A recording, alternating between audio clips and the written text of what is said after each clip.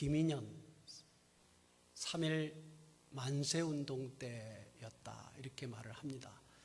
여러분도 잘 아시지만 그때 독립선언서에 서명한 33인의 민족 지도자 가운데 16명이 되는, 과반수가 되는 사람들이 기독교인이었다.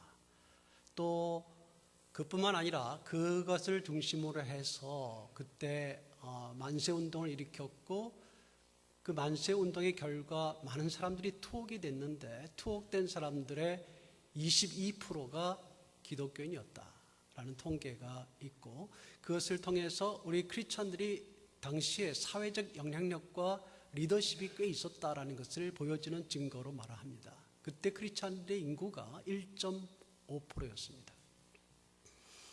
1.5%라는 그 인구도 적지 않은 인구긴 했습니다.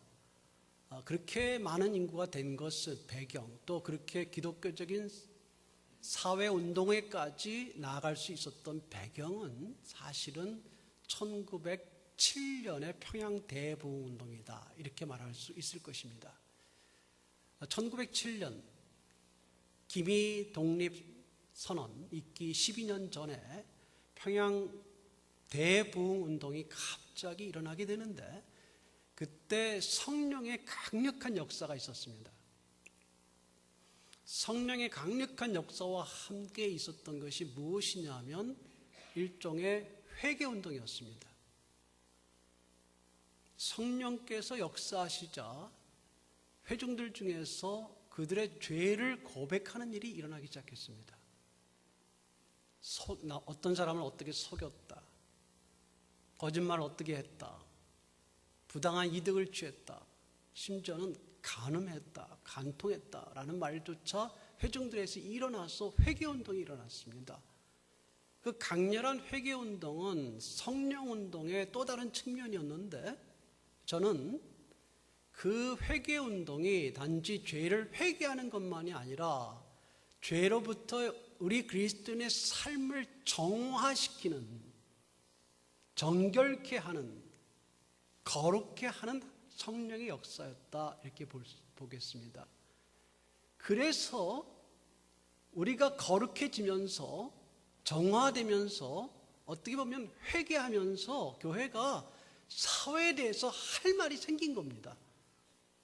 사회에 대해서 뭔가 말할 수 있는 그런 근거가 우리 자신의 거룩에서부터 출발한다는 것, 이것이 오늘 아침에 주어진 말씀이고, 또 이러한 사건을 통해서 우리가 깨닫게 되는 것입니다.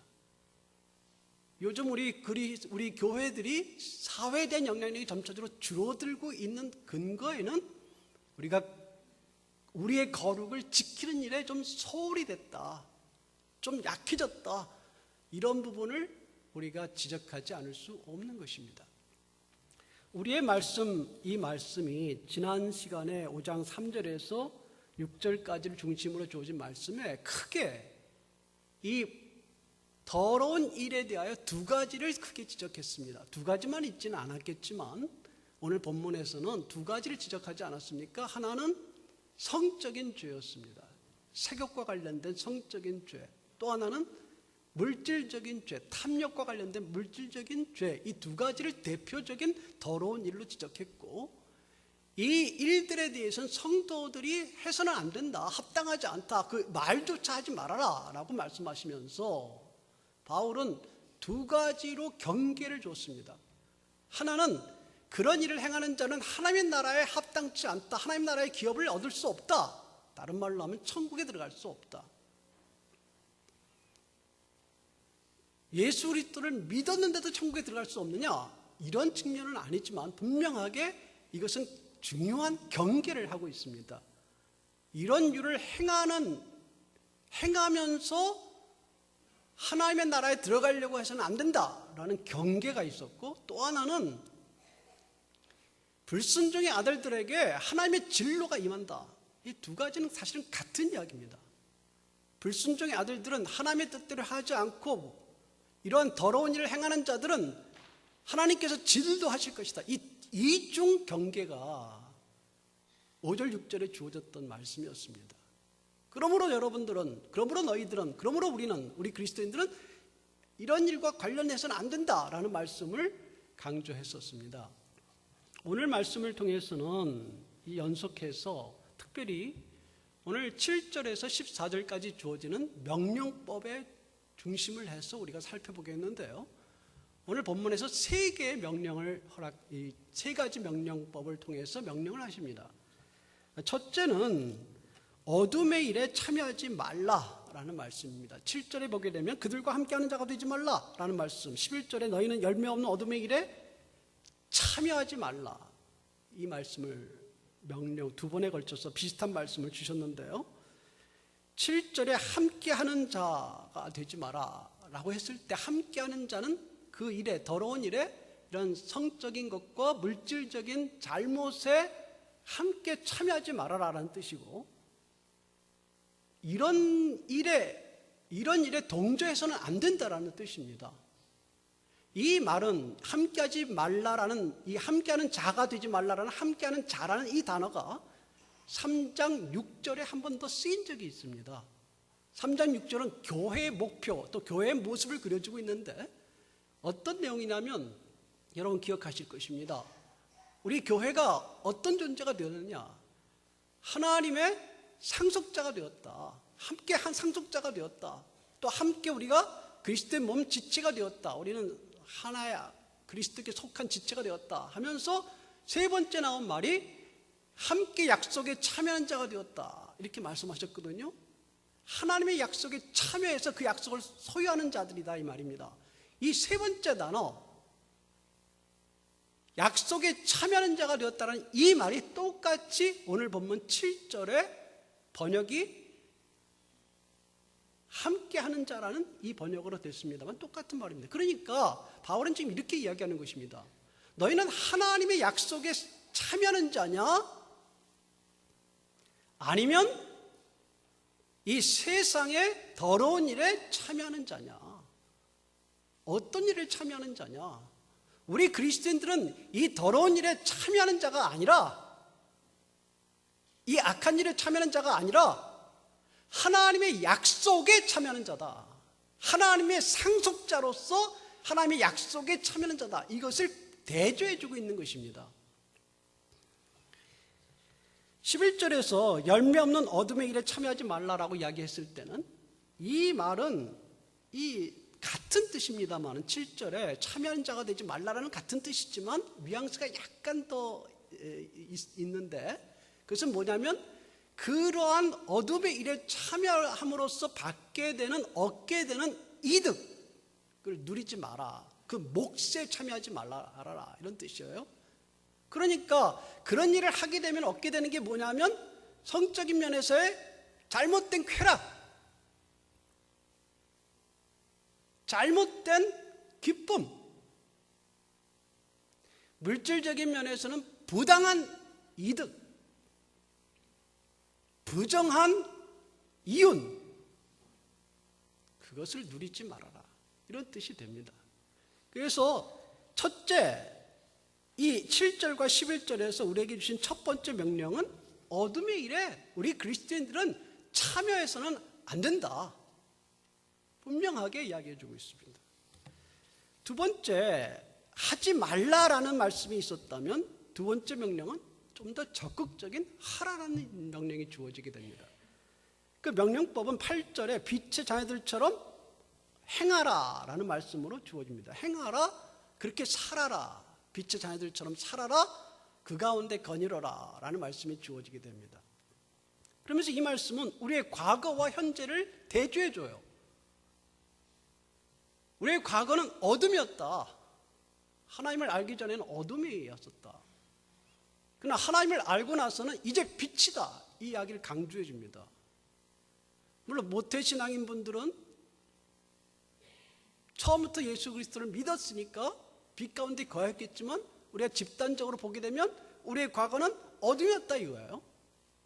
그러나 이제는 빛이다. 어둠과 빛을 대조함으로써 어둠에 계속 머물러서는 안 되고 빛 가운데 지나야 된다는 것을 강조해 주는 말씀이 되겠습니다.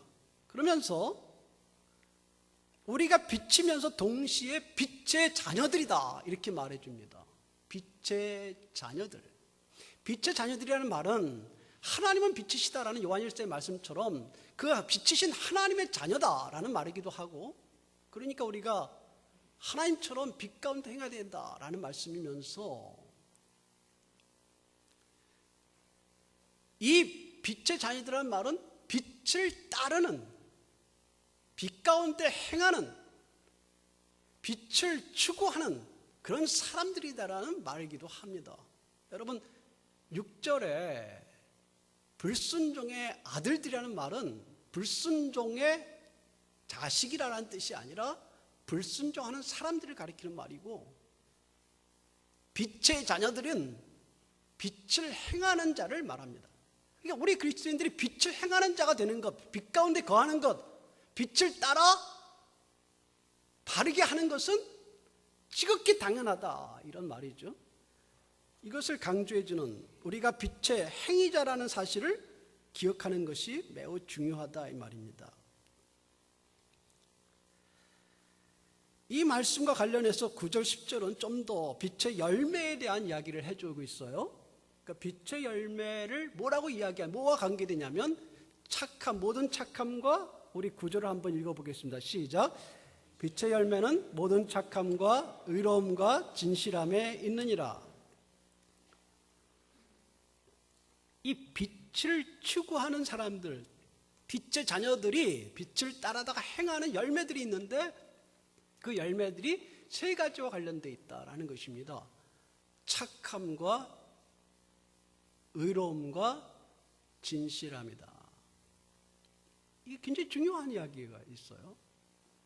그러니까 이런 특징이, 이 특징이 우리 안에 드러나야 된다는 것이죠. 착함이라는 것은 선한 것이죠.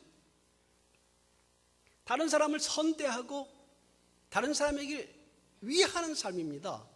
착한 삶은 바보 같은 삶이 아니라 다른 사람을 위하는 이타적인 삶이에요.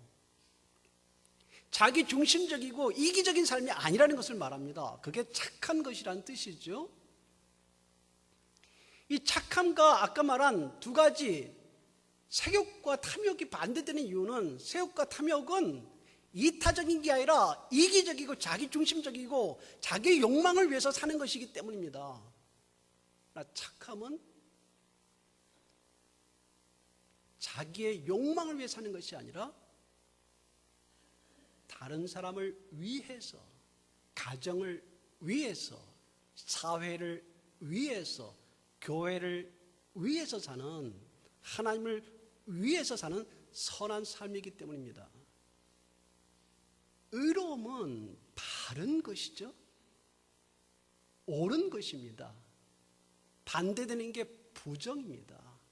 정하지 않는 것. 불의입니다. 의롭지 않은 것이죠. 불법입니다. 규칙을 제대로 지키지 않고 막무가내로 하는 것이죠. 그러나 반대가, 그것의 반대가 바른, 옳은 의로움입니다. 이것도 아까 이야기한 두 가지 특징과 관련된 색욕과 반대되고 탐욕과 반대되죠. 색욕과 탐욕은 부정한 것이고 불의한 것이고 불공평한 것이고, 그래서 법을 굳게 만들고 자기를 중심으로 해서 불법을 지키면서 다른 사람을 해하게 하는 것이죠. 이게 다르다 이거예요. 크리스찬들은 당연히 사람들로 하여금 착한 사람이다. 직장에서, 사회에서 착한 교회다. 다르다, 뭔가 다르다. 이렇게 인정받는 게 당연하다면, 왜냐하면 이 속성이, 이 특징이 하나님의 특징이거든요. 하나님을 닮은 거예요. 그게 착한 것이 좋은 겁니다. 착하면 어리숙해 보입니까? 아니요. 자기 이득을 지키지 못하면 어리석어 보입니까? 그렇지 않죠. 진실함이란, 진실이란 진리, 말씀에 근거한 것이다 라고 볼 수도 있고요. 하나님의 진리이시니까 마음에 순수하다 이 말입니다. 진정성을 가지고 있다 이 말, 사람이. 그것이 진실함입니다. 그러나 여러분, 아까 말한 성적인 문제나 물질적인 문제에 사로잡혀 있으면 어떻게 됩니까? 사람이 거짓이 많아지는 거죠. 투명하지 못합니다. 숨기는 게 많아지죠. 은밀하게 행하는 것이죠. 그리고 거기서 인해서 사람이 진정한 게 아니라 탐리를 취하는 것 아닙니까? 탐욕을 하는 사람이 그렇지 않습니까? 그게 반대된다 이 말입니다. 우리 그리스도인들은 그렇지 않은 사람, 착한 사람. 여러분, 며느리를 구하거나 사위를 구할 때 그런 사람 구하세요? 착한 사람, 이타적이면서 남을 배려할 수 있는 사람, 의롭고 바른 사람, 부당하게 다른 사람을 그렇게 하는 것이 아니라 자신에게 주어진 신분으로 정말 의롭고 바르게 행할 수 있는 사람, 진실한 사람, 순수하고 진정으로 하나님과 사람에 대하여 나설 수 있는 그런 사람. 이게 그리스도인의 모습이에요. 왜? 이게 뭐라고요? 하나님의 속성이거든요. 빛의 자녀들의 모습이에요. 이것이 바로 어둠의 일과 대조돼요. 열매 없는 어둠의 일과 반대됩니다. 철저하게 반대돼요. 세상은 그럴 수 없어요. 세상은 그렇게 하지 않습니다. 교회는 그렇게 할 수 있고요. 저는 그런 의미에서 저는 우리 교회를 참 좋아해요. 그러면 안 됩니까? 왜 그런지 아세요? 교회가 웅장해서가 아니고 착해요, 좀. 아닙니까? 제가 보기에는 좀 착한 것 같아요. 좀 투명해요, 재정적인 면에서. 여러분 자신을 너무 비하하지 마세요. 그렇다고 우리 뭐 잘난 척 하자는 건 아니지만 그 굉장히 중요한 일이에요, 그게. 작은 일이 아닙니다. 착하고요, 진실되고요, 바르게 하려는 그 모습은 너무도 아름다운 모습이고요. 그 모습은 하나님을 반영해요. 세상에 우리가 말할 수 있는 근거예요. 그게 얼마나 중요한지 모릅니다. 그게 없으면 우리가 세상에 무슨 이야기를 할 수 있겠습니까? 오늘 말씀에서 놀라운 것은 그 착함과 의로움과 진실함을 이야기할 때 바울은 모든이라는 말을 덧붙입니다. 모든이라는 말이 착함에만 걸리는 것이 아니라 모든 착함, 모든 의로움, 모든 진실함 이렇게 걸리는 어법입니다. 그 말은 모든이라는 말을 썼을 때는 우리가 한두 가지 일에 착하고 한두 가지 일에 몇 가지 일에 의롭고 몇 가지 일에 진실하면 된다라는 것을 말해주는 것이 아니라 기준이 하나님의 기준이라는 것을 보여줍니다.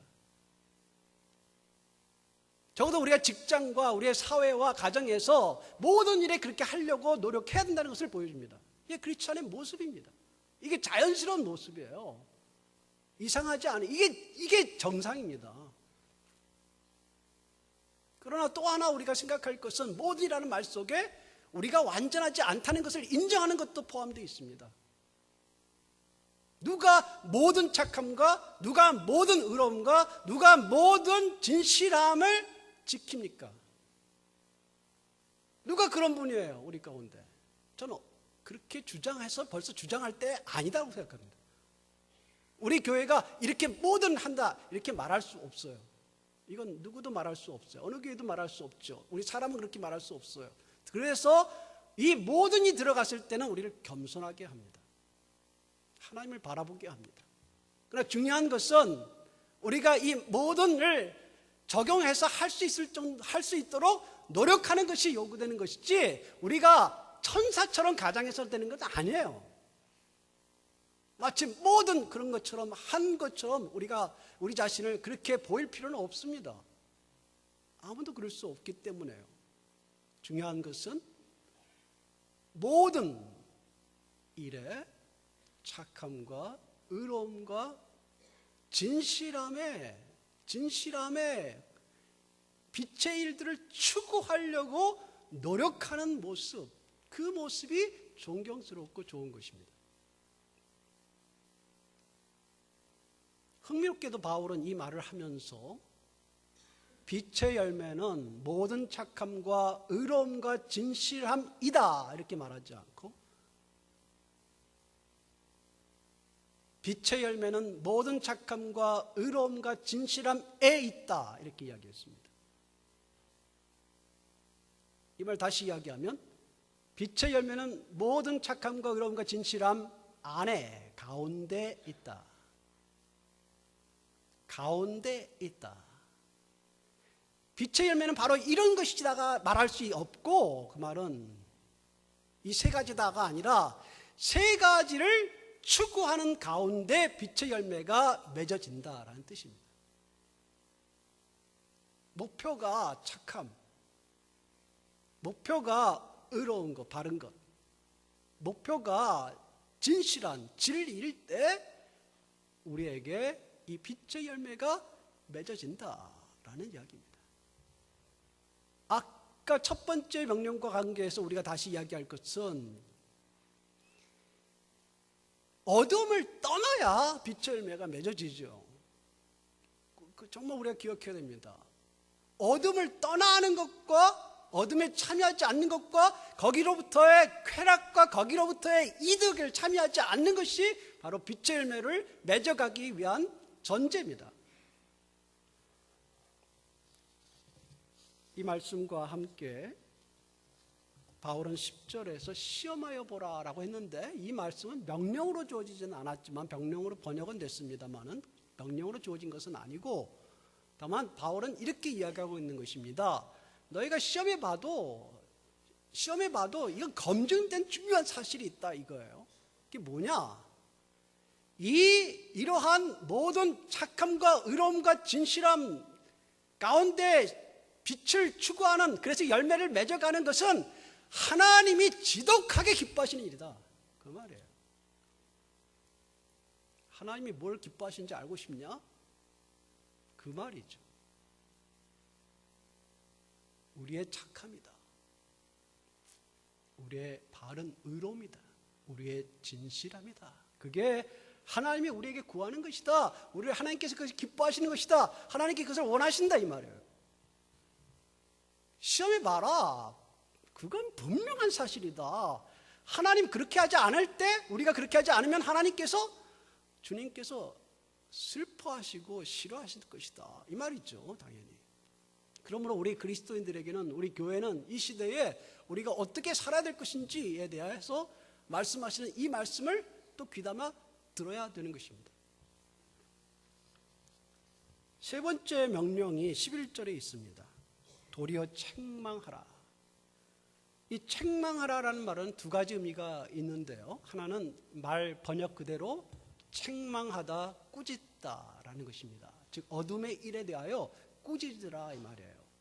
그냥 내버려 두지 말고 거기에 대해서 꾸짖으라 이 말입니다. 왜? 은밀히 행하는 부끄러운 일이기 때문입니다. 또 하나의 뜻이 뭐냐면 책망하다라는 뜻과 함께 또 하나의 뜻은 드러내다라는 말입니다. exposing, 드러내다, 노출시키다라는 뜻이 있습니다. 이게 두 가지가 같이 쓰이는 말인데요. 이것은 어둠의 일을 꾸짖는 것은 그것이 잘못이다라고 말하는 것만이 아니라 그것을 빛으로 드러내는 데 목적이 있다라는 것입니다. 그러면 어둠의 일에 참여하지 않을 뿐만 아니라 그 일들을 빛으로 드러내는 것이 중요하다는 것입니다. 만약 이런 의미로 이야기할 때 13절에 책망을 받는 모든 것은 빛으로 말미암아 드러나나니 드러나는 것마다 빛이니라 했을 때 책망을 받는 이라는 말을 다른 말로 번역하면 드러나는 것마다 이렇게 되어 있는 것이죠. 드러나는 것마다 빛으로 말미암아 드러난다. 이 드러나다는 다른 단어이긴 하지만 비슷한 뜻을 말하는 단어들입니다. 드러나는 것은 빛으로 드러나게 된다. 드러내게 될 때 빛으로 드러나게 되니까 그것이 빛이 된다. 그러면 우리 그리스도의 행동은 어둠과 그 일을 떠나는 것만이 아니라 그 어둠을 억제하고 더 나아가서는 그 어둠을 빛으로 전환하는 일을 해야 된다라는 것입니다. 어려운 말이죠. 근데 문제는 우리가 그 일을 얼만큼 또 어떻게 할 수 있느냐. 쉬운 일이 아닙니다. 어둠의 일에 참여하지 않는 것은 좀 괜찮습니다. 할 수 있죠. 많이 해보셨죠? 해야 되고 또 할 수 있습니다. 좀 어렵지만 할 수 있어요.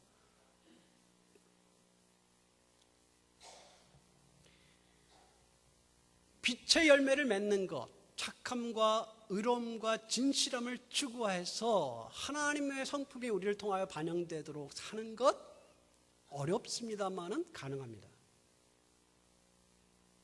그런데 다른 사람의 어둠의 일을 꾸짖고 빛으로 드러내는 일 쉽지 않습니다. 굉장히 어렵습니다.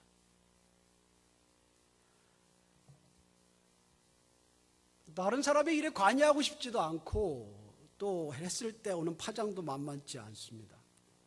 그럼에도 불구하고 우리가 사회에 대하여 뭔가 그리스도인의 행동을 취할 것을 오늘 본문은 이야기해 준다라고 볼 수 있습니다. 여기에 대해서 몇 가지만 좀 추려서 이야기하려고 하는데요. 먼저 그런 일을 나서기 전에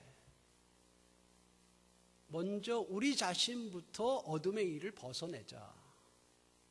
작고 큰 것들이 있으면 그것들을 벗어내는 일이 필요합니다. 아까 이야기도 했죠. 참여하지 말자. 그래야 우리가 말할 수 있습니다. 우리가 어둠의 일에 조금이라도 관여가 되면 할 말을 할 수 없죠. 사회에 대해서 아무런 이야기 할 수 없습니다. 그래서 벗어내는 일을 해야 다만 완전하게 벗어내는 일은 그건 어려울 수도 있어요. 늘 우리가 부족한 면이 있기 때문입니다. 우리가 교통규칙을 가급적 지킨다라고 하지만 100% 못 지킬 때도 있지 않습니까? 다 지키시는 것 같아서 제가 할 말이 없습니다만은 가급적 지켜야죠. 그러나 규칙을 우리 가운데 있는 어둠의 일들을 벗어내는 일이 사회적 영향력을 발휘하고 사회의 어둠을 빛으로 전환시켜내는 일을 위하여 먼저 중요한 일입니다. 그 일에 지속적인 노력이 필요합니다. 둘째로 빛의 열매를 적극적으로 좀 내줘야 됩니다. 오늘 말씀처럼 이 착함과 의로움과 진실함 모든 면에서 추구하고 빛의 사람들로 나타나는 것이 굉장히 중요합니다. 그것이 그 다음 기독교적 행동으로 나아갈 때에 우리가 사회적인 영향력을 기를 수 있는, 그렇게 영향력을 줄 수 있는 기반입니다.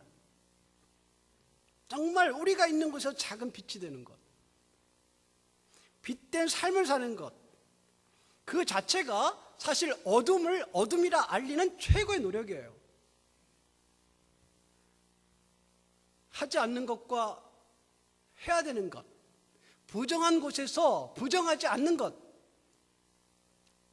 불리한 곳에서 불의를 행하지 않는 것, 불공평하게 행하는 데에서 우리가 공평과 의로 행하는 것, 그 자체가 빛으로 거짓을 밝히는 가장 중요한 기독교적 행동입니다. 세 번째로 어둠을 꾸짖되 밝히되 사랑으로 해야 된다.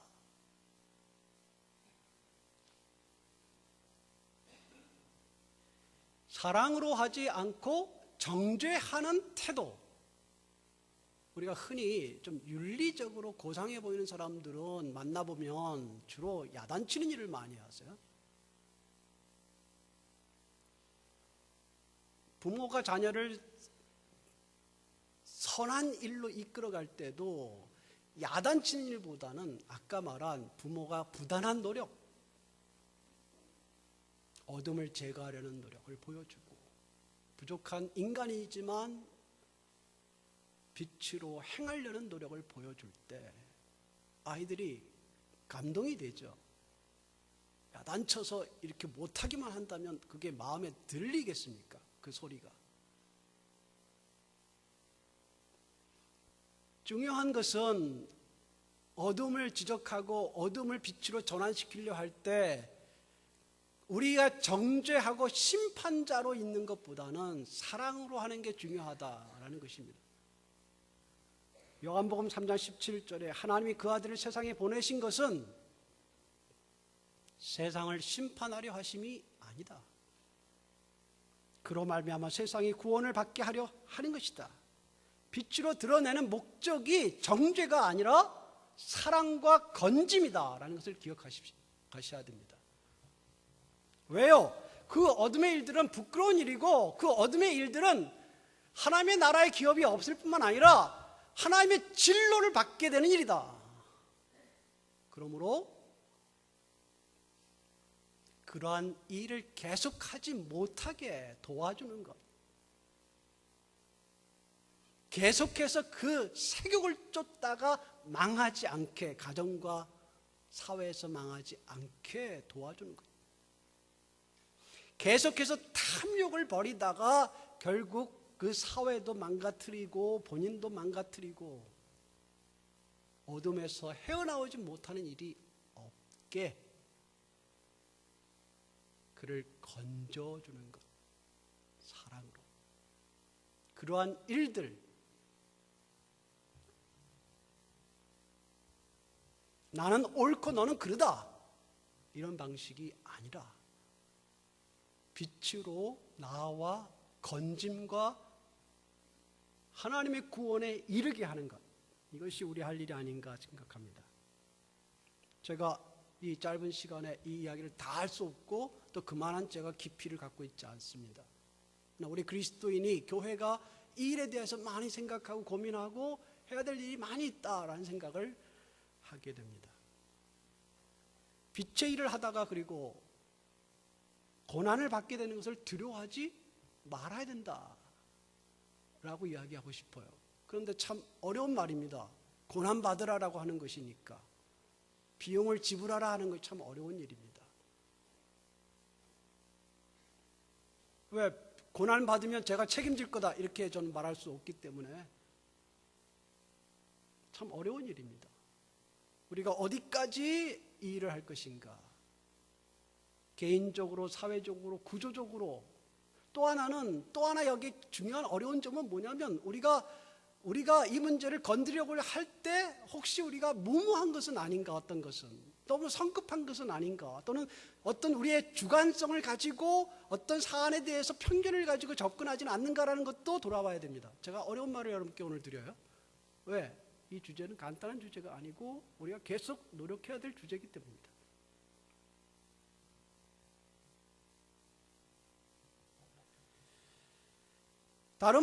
더 이상 더 어려운 문제들과 또 우리가 더 어떻게 나가야 될 문제들은 더 앞으로 숙제로 남겨두고 마지막 14절의 이야기를 마무리했으면 좋겠습니다.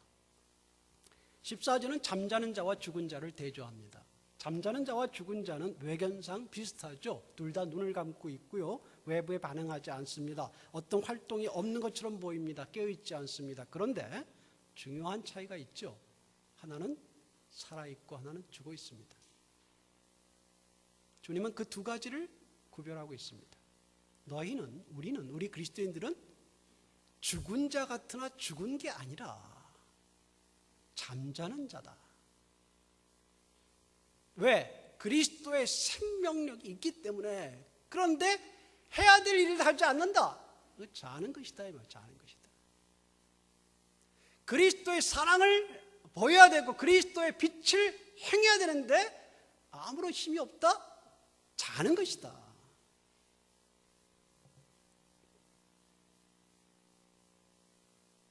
그래서 주님께서 뭐라고 말씀하시냐면 깨어서 죽은 자들 가운데 일어나라. 오늘 오전에도 말씀이 있었습니다만 세상에서 죽은 자들로부터 죽었다고 비난받아서는 안 되죠. 우리 크리스찬들이.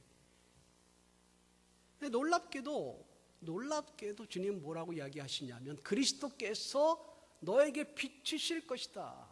미래형으로 쓰였습니다만 이것을 진행적 미래라고 보통 보는데 계속되는 사실을 이야기해 줍니다. 즉 그리스도의 빛이 이미 시작되었고 계속 우리에게 비치고 있다라는 것입니다.